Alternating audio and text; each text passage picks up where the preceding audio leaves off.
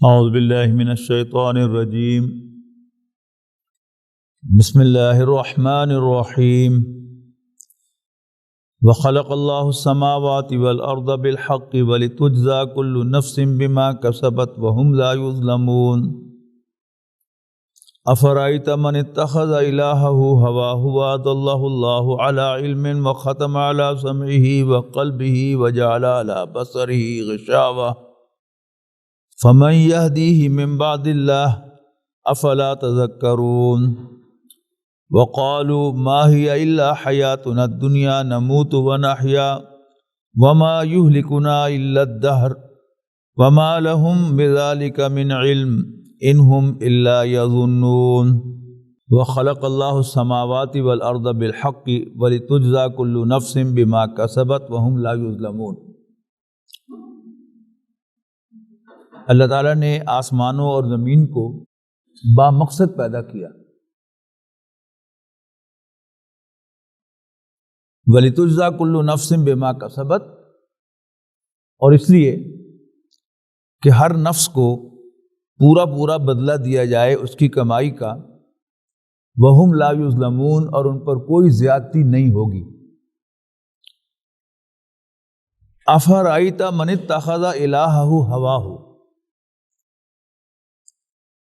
تو کیا بھلا آپ نے دیکھا اس شخص کو جس نے اپنی خواہشات کو اپنا خدا بنا لیا، یعنی اس کی جو خواہش نفس کہتی ہے وہ اس کو ایسے فالو کرتا ہے جیسے اللہ کی بات کو فالو کیا جانا چاہیے، تو گویا وہ اپنی خواہشات کو، اپنے نفس کو اپنا خدا بنا بیٹھا ہے۔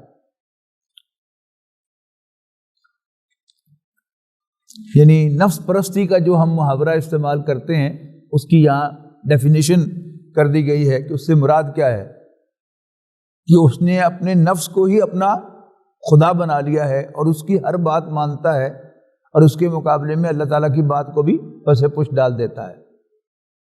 تو افرأیت من اتخذ الہہ ہواہ، نبی اکرم صلی اللہ علیہ وسلم سے کہا جا رہا ہے کہ کیا بھلا آپ نے اس شخص کو دیکھا جس نے اپنی خواہشات ہی کو اپنا خدا بنا لیا ہے، وَأَضَلَّهُ اللَّهُ عَلَىٰ عِلْمٍ، اور اللہ تعالیٰ نے اس کو گمراہ کرنے کا فیصلہ کر لیا ہے، گمراہ کر دیا ہے، عَلَىٰ عِلْمٍ، جانتے بوجھتے ہوئے، وَخَتَمَ عَلَىٰ قَلْبِهِ، اور اس کے نتیجے میں اللہ تعالیٰ نے اس کے دل کو سیل کر دیا ہے، وَقَلْبِهِ اس کے کانوں کو اور دل کو سیل کر دیا ہے، وَجَعَلَ عَلَىٰ بَصَرِهِ غِشَاوَةً، اور اس نے اس کی آنکھوں پر پردہ ڈال دیا ہے۔ فَمَن يَهْدِهِ مِن بَعْدِ اللَّهِ، اور جس کو اللہ تعالیٰ بھٹکانے کا فیصلہ کر لے یا جس کی گمراہی پر اللہ تعالیٰ مہر تصدیق سب کر دے، تو پھر اس کو کون راستہ دکھا سکتا ہے؟ افلا تذکرون، تو کیا تم نصیحت حاصل نہیں کرتے؟ یہ مضمون قرآن مجید کے بڑے بنیادی مضامین میں سے ہے، اور قرآن مجید کے پہلے ہی رکوع میں سورہ بقرہ کے یہ مضمون آیا ہے کہ ان الذین کفروا، بے شک وہ لوگ جنہوں نے انکار کر دیا ہے، یعنی سورہ بقرہ کا زمانہ نزول مدینہ منورہ میں ہجرت کے بعد اور غزوہ بدر سے پہلے ہے، گویا 13-14 سال قرآن مجید کو نازل ہوتے اور نبی اکرم صلی اللہ علیہ وسلم کو دعوت دیتے ہو گئے ہیں۔ اب تک جو لوگ کفر پر اڑے ہوئے ہیں، سواء علیہم انذرتہم ام لم تنذرہم، اے نبی برابر ہے ان کے حق میں کہ آپ انہیں نصیحت کریں یا نہ کریں، وارن کریں یا نہ کریں، لا یؤمنون، یہ ایمان نہیں لائیں گے۔ کیوں؟ ختم اللہ علی قلوبہم وعلی سمعہم، اللہ تعالیٰ نے ان کے دلوں اور کانوں کو سیل کر دیا ہے، وعلی ابصارہم غشاوہ، اور ان کی آنکھوں پر ایک پردہ ہے کہ وہ دیکھ کچھ نہیں سکتے، بظاہر وہ آنکھیں کھلی ہیں، ان کی ادھر بھی دیکھ رہے ہیں ادھر بھی دیکھ رہے ہیں، لیکن حق کو نہیں پہچان سکتے ان آنکھوں سے، اس لیے کہ اللہ تعالیٰ نے ایک پردہ جو ہے ان کے اوپر ڈال دیا ہے۔ وَلَهُمْ عَذَابٌ عَظِيمٌ، اور ان کے لیے ایک بہت بڑا عذاب ہے۔ اور یہ وہی مضمون یہ مکی صورتوں میں بھی بار بار آیا ہے، اور وہاں مدنی صورت میں بھی اس کو دہرایا گیا ہے، اور اس کے بعد کی مکی صورتوں میں بھی یہ مضمون کثرت کے ساتھ آیا ہے۔ اور یہ مضمون اتنا اہم ہے کہ نبی اکرم صلی اللہ علیہ وسلم نے اس کو اپنے خطبے کا جز بنایا ہے۔ بہت سے مساجد میں آپ جمعہ کا خطبہ سنتے ہیں تو یہ الفاظ اس میں ہیں کہ من یہدہ اللہ فلا مضل لہ، جس کو اللہ تعالیٰ راستہ دکھا دے اس کو کوئی گمراہ کرنے والا نہیں ہے، ومن یضللہ، اور جس کو اللہ تعالیٰ بھٹکا دے، یعنی اس کی گمراہی پر اس نے آپٹ کیا کہ مجھے گمراہی چاہیے اور اللہ تعالیٰ نے کہا یس جا دفع ہو جا، تو پھر اس کو کوئی ہدایت نہیں دے سکتا۔ تو وَمَن يَهْدِهِ مِن بَعْدِ اللَّهِ أَفَلَا تَذَكَّرُونَ، تو کیا تم نصیحت حاصل نہیں کرتے؟ وَقَالُوا مَا هِيَ إِلَّا حَيَاتُنَا الدُّنْيَا نَمُوتُ وَنَحْيَا وَمَا يُهْلِكُنَا إِلَّا الدَّهْرُ، اور یہ کہتے ہیں کہ ہماری زندگی تو بس یہی دنیاوی زندگی ہے، اسی میں ہم جیتے اور مرتے ہیں۔ وَمَا يُهْلِكُنَا إِلَّا الدَّهْرُ، اور ہمیں نہیں مارتا مگر زمانہ۔ مشرکانہ توہمات میں اور ایون ٹوڈے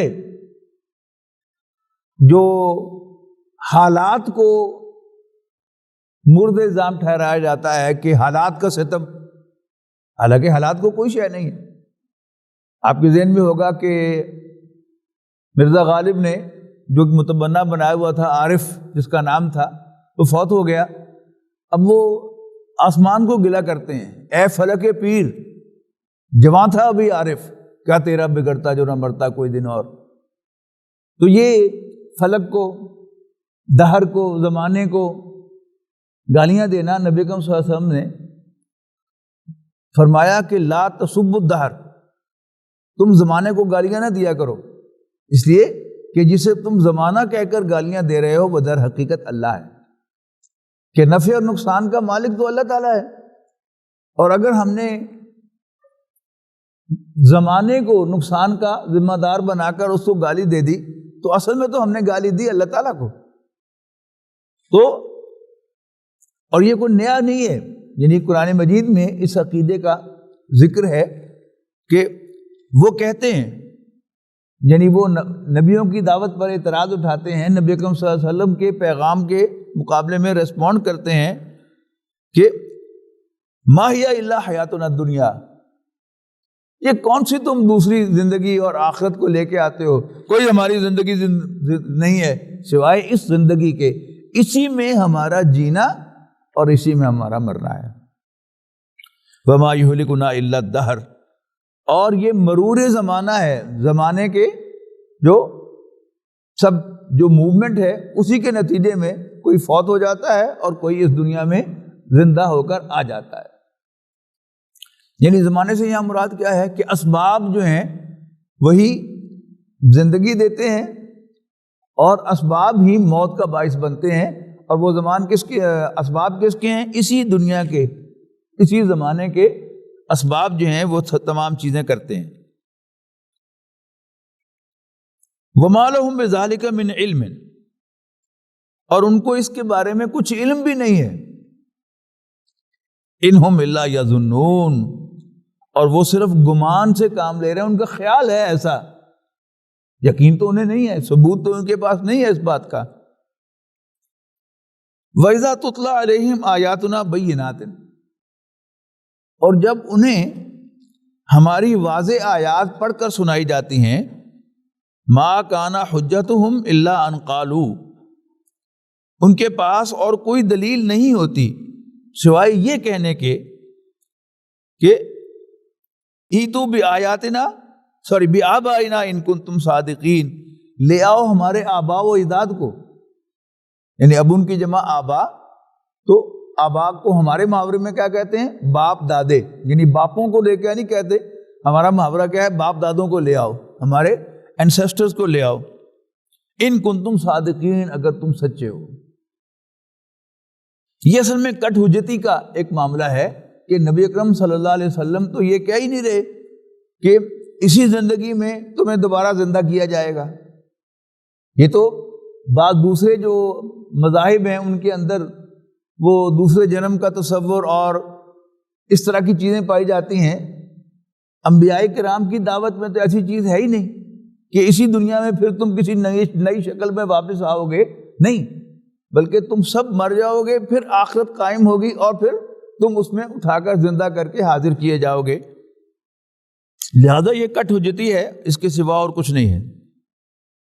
قل اللہ یحییکم ثم یمیتکم ثم یجمعکم الی یوم القیامہ، اے نبی ان سے کہہ دو کہ اللہ ہی تمہیں زندہ کرے گا، اللہ ہی تمہیں زندگی دیتا ہے، یعنی یہاں مضارع کا صیغہ ہے، اس کا حال میں ترجمہ ہوگا ثم یمیتکم، پھر وہ تمہیں موت دے گا، ثم یجمعکم الی یوم القیامہ، پھر وہ تمہیں جمع کرے گا قیامت کے دن، لا ریب فیہ، کہ جس میں کوئی شک نہیں ہے، ولکن اکثر الناس لا یعلمون، لیکن اکثر لوگ اس حقیقت کو نہیں جانتے۔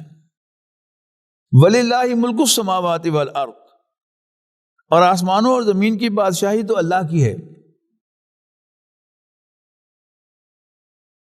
وَيَوْمَ تَقُومُ السَّاعَةُ، اور جس روز قیامت قائم ہوگی، یومئذ یخسر المبطلون، اس دن اہل باطل خسارے سے دوچار ہوں گے۔ وَتَرَىٰ كُلَّ أُمَّةٍ جَاثِيَةً، اور تم دیکھو گے ہر فرقے کو، ہر گروہ کو، ہر امت کو کہ وہ گھٹنوں کے بل بیٹھے ہوئے یا کھڑے ہوئے ہوں گے۔ كُلُّ أُمَّةٍ تُدْعَىٰ إِلَىٰ كِتَابِهَا، اور ہر ایک جماعت اپنے اعمال نامے کی طرف بلائی جائے گی with reference to what he has done۔ یہ جو ڈویژن ہوگی وہاں پر، وہاں خاندانوں کی ڈویژن، گورو کالوں کی ڈویژن نہیں ہوگی، وہاں جو سارٹنگ ہوگی وہ اعمال کے لحاظ سے ہوگی۔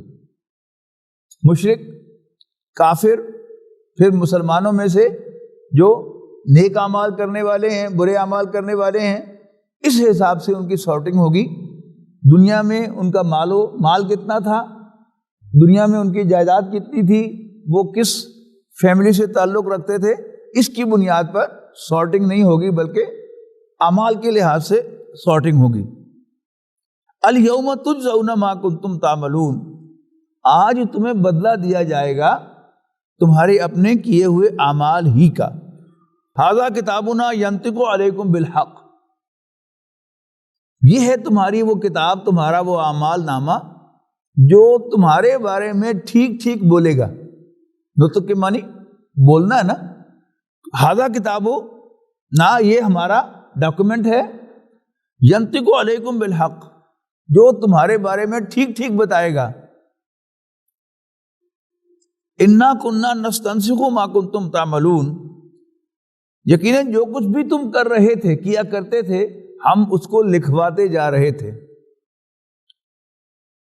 فَأَمَّا الَّذِينَ آمَنُوا وَعَمِلُوا الصَّالِحَاتِ، بس وہ لوگ جو ایمان لائیں گے اور نیک عمل کریں گے، فَيُدْخِلُهُمْ رَبُّهُمْ فِي رَحْمَتِهِ، بس اللہ تعالیٰ ان کو داخل کرے گا اپنی رحمت میں۔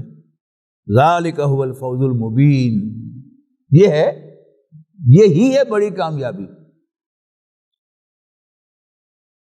وَأَمَّا الَّذِينَ كَفَرُوا، اور وہ لوگ جو کفر کا راستہ اختیار کریں گے، افلم تکن آیاتی تتلا علیکم، ان سے کہا جائے گا کہ کیا ہماری آیات تمہارے سامنے پڑھ کر سنائی نہیں جاتی تھی؟ فاستکبرتم، اور تم جواب میں، ریسپانس میں تکبر کیا کرتے تھے، وکنتم قوم مجرمین، اور تم مجرم لوگ تھے، گلٹی لوگ تھے۔ وَإِذَا قِيلَ إِنَّ وَعْدَ اللَّهِ حَقٌّ،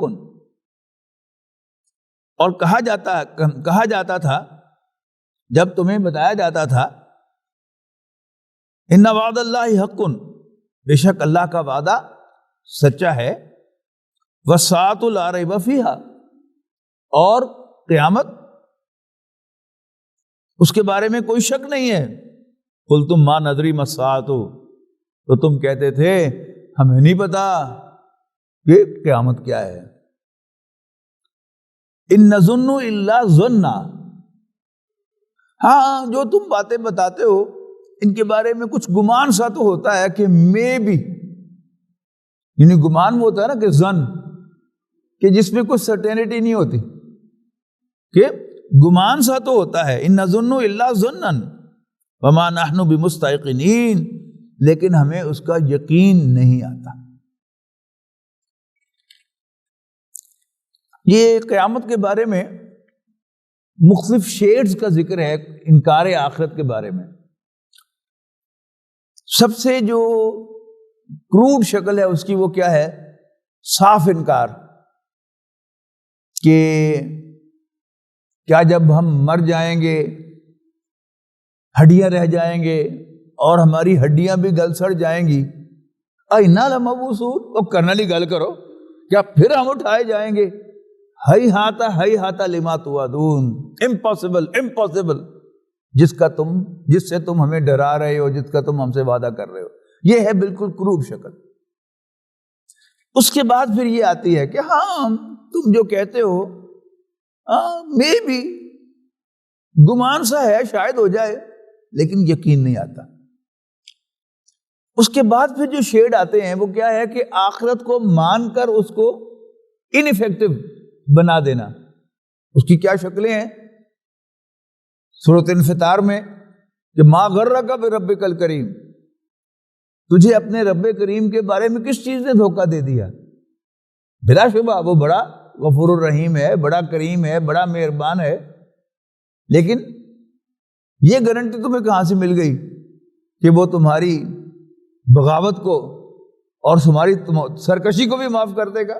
ہاں، جو بندہ ہو اس سے کوئی غلطی ہو جائے گی تو وہ معاف کرے گا، لیکن سرکشی اس کو وہ معاف کرنے والا نہیں ہے۔ پھر اسی میں شفاعت باطلہ کا تصور کہ ہاں قیامت آئے گی لیکن کچھ ہوں گے جو ہمیں چھڑا لیں گے، یا ہم بڑوں کی اولاد ہیں، جیسے بنی اسرائیل کا تھا کہ نحن ابناء اللہ و احباؤہ، ہم تو اللہ کے بیٹوں کی مانند ہیں اور اس کے بڑے چہیتے اور پیارے ہیں۔ وما یہلکنا، اور آگ ہمیں نہیں چھوئے گی الا ایام معدودات، مگر گنتی کے چند دن۔ تو یہ سارے کیا ہیں؟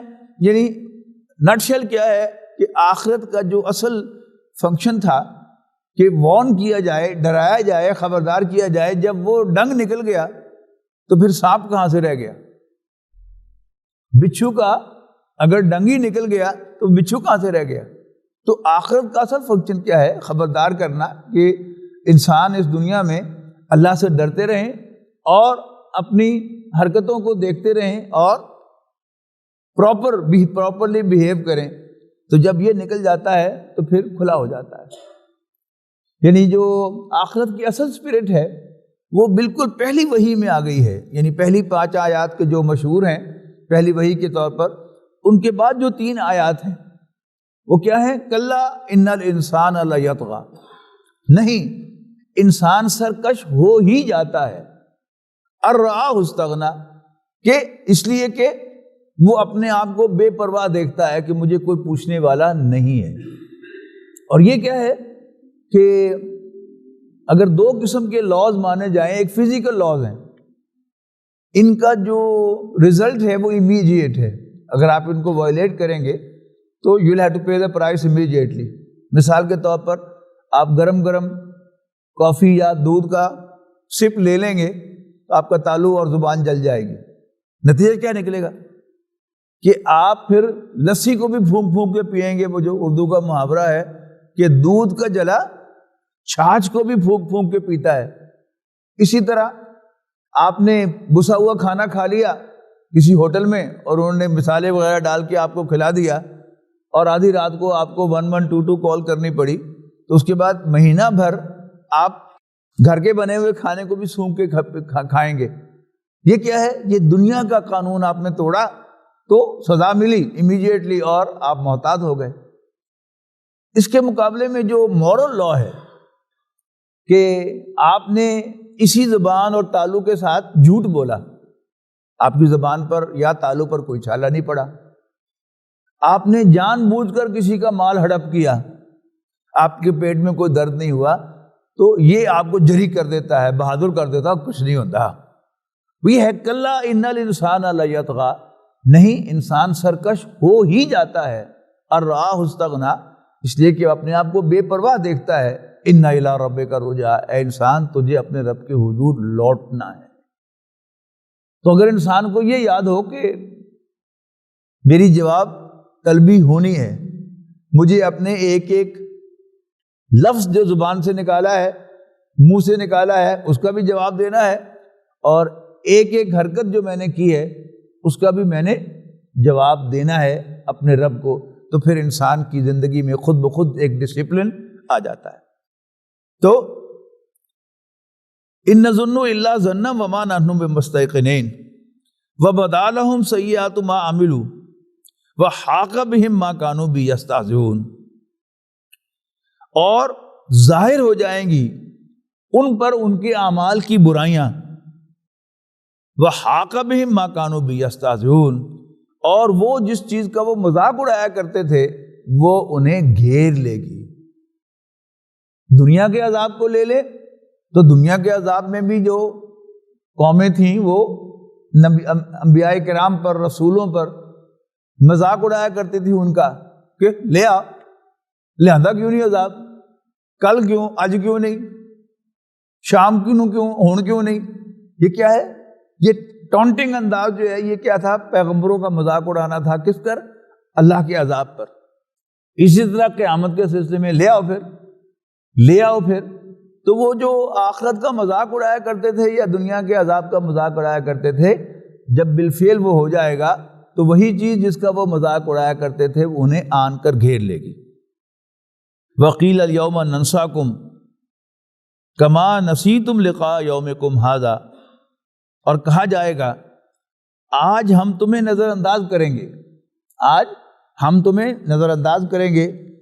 یہ لفظ جو ہے وہ اللہ تعالیٰ کے لیے بھی نسیان کا آیا ہے، بھول کا آیا ہے، لیکن اللہ تعالیٰ چونکہ بھولتا نہیں ہے لہذا ترجمے میں احتیاط کرتے ہوئے ہم کہیں گے کہ آج ہم تمہیں نظر انداز کر دیں گے، کما نسیتم لقاء یومکم ھذا، جیسے تم نے بھلا دیا تھا آج کے دن کی اس ملاقات کو۔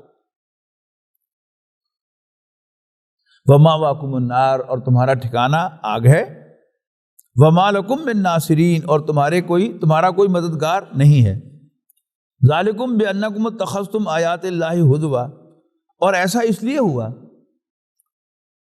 کہ تم نے اللہ کی آیات کا مذاق اڑایا، ٹھٹھا کیا۔